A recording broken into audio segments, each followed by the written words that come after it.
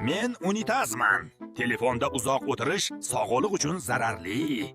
Men tualet qog'oziman. Meni qattiq va ko'p ishqalab ishlatsangiz, teringiz shikastlanadi.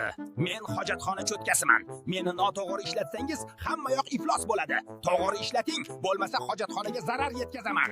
Men suyuq sovunman. Meni ishlatgach darrov yuvib tashlamang. Agar shoshilmasangiz, mikroblarni yaxshiroq yo'q qilaman. Aks holda mana bunday jahlim chiqadi. Men tish pastasiman. Meni juda ko'p siqmang. Ozgina yetadi. Aks holda tishlaringizga zarar yetkazishim mumkin. Men tish ipiman. Meni sekin ishlating.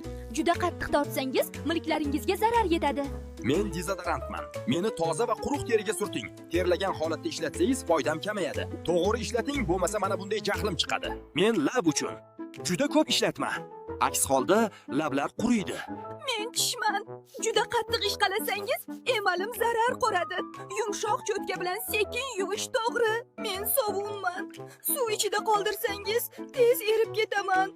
Quruq joyda saqlang. Men dushman. Tozalamasangiz, teshiklarim tiqilib qoladi. Vaqti bilan tozalang. Men machalkaman.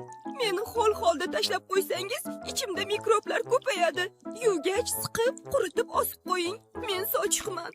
Nam holda tashlab qo'ysangiz, mog'or paydo bo'ladi. Ishlatgach yoyib quriting.